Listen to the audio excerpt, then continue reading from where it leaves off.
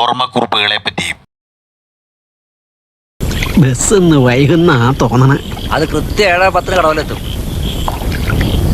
ഇന്ന് രഘു വരും. അതെയോ? ഇന്നത്തെ ഒടുക്കത്തെ ബസ്സിന് എത്തുന്ന അവന്റെ കത്ത്. ഒരച്ഛന്റെ ഓർമ്മക്കുറിപ്പുകൾ എന്നത് കേവലം ഒരു തിരിഞ്ഞുനോട്ടമല്ല. അതിന്റെ വക്കുകളിൽ ജീവരക്തം പൊടിഞ്ഞിട്ടുണ്ടാകും. അതിലെ ജീവിതം ഒരു കാരമുള്ള പോലെ നിങ്ങളുടെ ഹൃദയത്തെ കീറിമുറിച്ചേക്കാം. അതിലെ നിലവിളിക്കുന്ന വാക്കുകൾ ഉടഞ്ഞ കുപ്പിക്കഷ്ണം പോലെ നിങ്ങളുടെ ഇനിയും നിലച്ചു പോകാത്ത ഹൃദയഭിത്തികളെ പോറി വരഞ്ഞേക്കാം. പറഞ്ഞു വരുന്നത് ആ കടലാസ് കഷ്ണങ്ങളിലെ വീരക്ഷരങ്ങൾ ആഞ്ഞുകൊത്തുന്ന നിലവിളിയായി നിങ്ങളുടെ സാസ്ഥ്യത്തെ കവർന്നെടുക്കുമെന്നുറപ്പ്. വല്ലാത്തൊരു ആത്മഭാരത്തോടെ അല്ലാതെ ആ പുസ്തകം നിങ്ങൾക്ക് വായിച്ച് മടക്കുവെക്കാനാകില്ലെന്ന് ഉറപ്പ്. മഴ വന്നില്ലല്ലോ. കുറെ കൂടി അസുരനായിട്ട് വരും കേട്ടോ.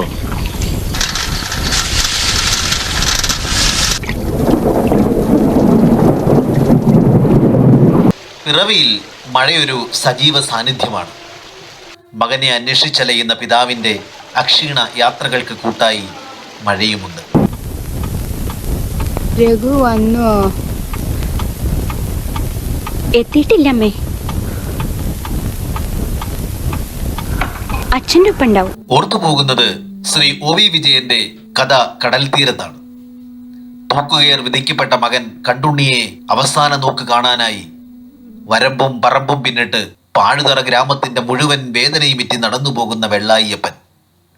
ഭാര്യ കൊടുത്തുവിട്ട തുവർത്തിൽ കെട്ടിയ വഴിച്ചോറ് മകനുള്ള ബലിച്ചോറായി കടൽ തീരത്ത് തൂവിക്കൊണ്ട് നിസ്സഹായനാകുന്നത്.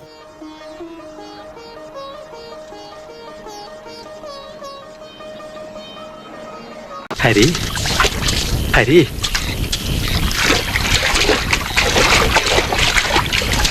കണ്ടില്ലല്ലോ കുട്ടി. രഘു വന്നില്ലേ? ഒരുപക്ഷെ എന്നോടൊന്നും പറഞ്ഞില്ല. ഇതിലുണ്ടാവുന്ന ഞാനും വിചാരിച്ച്. ഓ വന്നില്ലേ? ഞാനിവരെ അക്കരെ വിട്ടിട്ട് വരാം. ആരല്ല ആളെ ഉണ്ടാവും. രഘു വന്നോ? വന്നിട്ടില്ല. കുറെ നേരം കാത്തു. ആ ഹരി ഒന്നും പറഞ്ഞില്ല. ഹരി വന്നോ? രഘു വരാണ്ടിരിക്കില്ല. അവനറിയില്ലേ നാളത്തെ കാര്യങ്ങളൊക്കെ? അവിടെയൊക്കെ ശരിക്കും നോക്കിയോ? ഈ ഇല്ലാത്ത വെട്ടത്ത് തനിക്ക് കൂടി ചെന്ന് നോക്കണോ? നോക്കാം. വിജയൻ പറഞ്ഞവസാനിപ്പിക്കുന്നത് ഇങ്ങനെയാണ്. വെള്ളായിയപ്പൻ വെയിലത്ത് അലഞ്ഞു നടന്നു. കടപ്പുറത്തെത്തി. കൈപ്പടങ്ങളിൽ എന്തോ നനഞ്ഞു കുതിരുന്നു. ഭാര്യ കെട്ടിത്തന്ന പൊതിച്ചോറാണ്.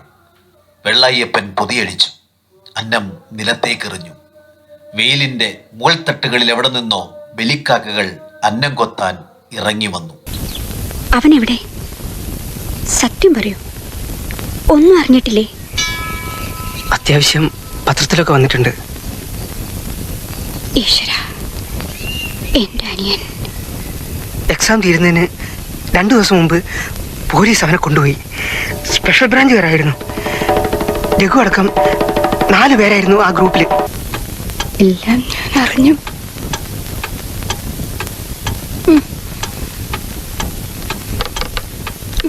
കടവിൽ അവസാനിക്കുന്ന ബസിന്റെ ഇരമ്പലുകൾക്ക് കാതോർത്തിരിക്കവേ തന്റെ കാഴ്ചകളിൽ ഇരുട്ട് നിറയുന്നത്, കാത്തിരിപ്പുകളെല്ലാം വിഫലമായി ഒടുങ്ങുന്നത് ആ മനുഷ്യൻ തിരിച്ചറിയുന്നുണ്ട്.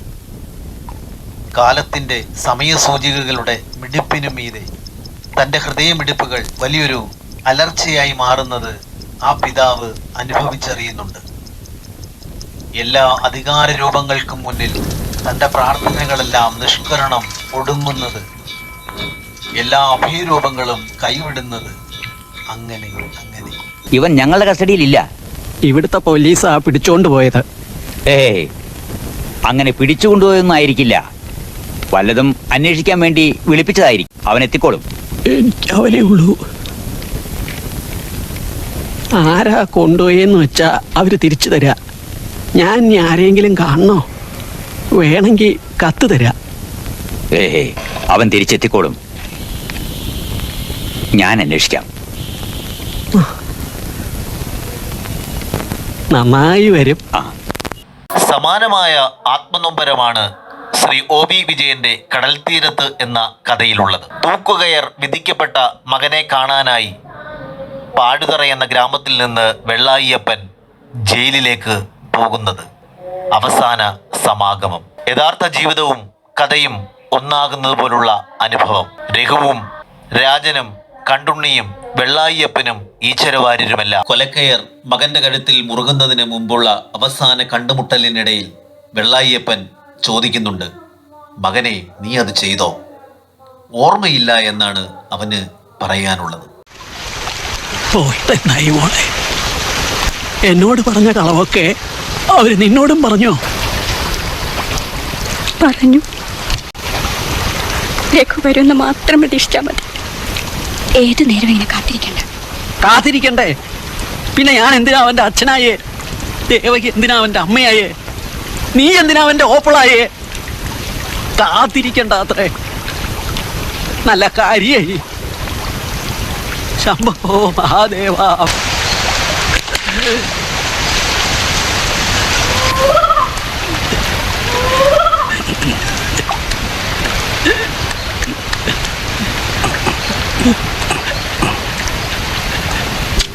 രഘു, നീ വന്നത് നന്നായി. പിടിച്ചോ രഘു, മുറുക്ക പിടിച്ചോ. ഞാൻ വിചാരിച്ചു രഘു എന്നെ കണ്ടില്ലാന്ന്. മുറുക്ക പിടിക്കണേ ഉണ്ണി, അച്ഛൻ വീഴാണ്ടിരിക്കട്ടെ.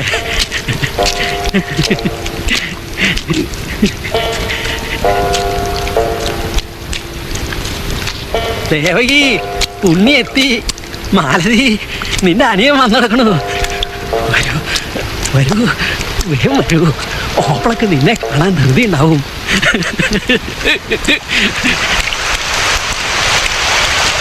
കാലൊന്നും കഴുകാൻ നിൽക്കണ്ട ഉണ്ണി, വേഗം കേൾക്കോളൂ.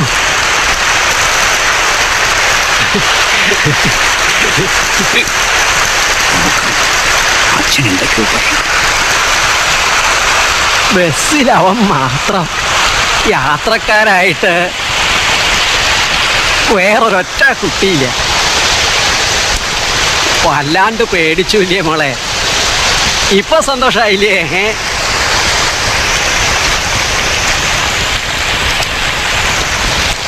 കാത്തിരുന്നിരുന്ന് വിഷമിച്ചു ഇല്ലേ മോനെ? രഘു, അമ്മയെ നമസ്കരിച്ചോ? എന്താ മിണ്ടാത്തെ?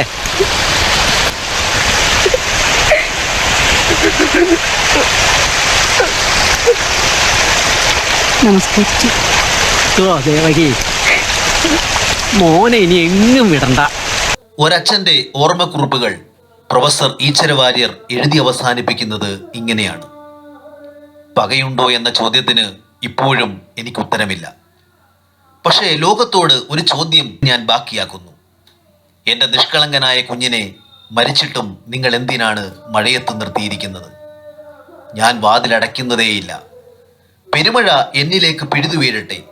ഒരു കാലത്തും വാതിലുകൾ തഴുതിടാനാകാത്ത ഒരച്ഛനെ അദൃശ്യനായ എൻ്റെ മകനെങ്കിലും അറിയട്ടെ. ഈ കെട്ടകാലത്ത് നിർവികാരത ഇനിയും നിങ്ങളെ വിഴുങ്ങിക്കഴിഞ്ഞിട്ടില്ലെങ്കിൽ, ആത്മരോഷത്തിന്റെ കനലുകൾ ഇനിയും നിങ്ങളിൽ ബാക്കിയുണ്ടെങ്കിൽ ഒന്നറിയുക, രാജൻ എന്നത് വെറുമൊരു പേരല്ല, പോയ കാലത്തിന്റെ, കറുത്ത കാലത്തിന്റെ കനലോർമ്മയാണത്. നിർഭയമായി ജീവിക്കാനുള്ള അവകാശത്തെ ഭരണകൂട ഭീകരത തെരുവോരത്ത് വേട്ടയാടി പിടിച്ച കാലത്തെ ഓരോ കലണ്ടർ മാസവും ഫെബ്രുവരി എന്ന് അടയാളപ്പെടുത്തവേ അതിലെ 21 എന്ന കറുത്ത അക്കം ഒരു ചെറുപ്പക്കാരൻ്റെ ഹൃദയരക്തം തെറിച്ച് ചുവന്നിട്ടുണ്ടാകും. മുഖവും പേരുമില്ലാത്ത ഒത്തിരി മനുഷ്യർ പെരുമഴയത്ത് ഇരുട്ടിൽ തനിച്ചു നിൽക്കുകയാണ് ഇപ്പോഴും. ഇല്ല, ഒന്നും അവസാനിച്ചിട്ടില്ലല്ലോ. പിറവി എന്ന ചലച്ചിത്രാനുഭവം കാലത്തിലും ചരിത്രത്തിലും എഴുതി വെക്കപ്പെടുന്നതും അതുകൊണ്ട് തന്നെ.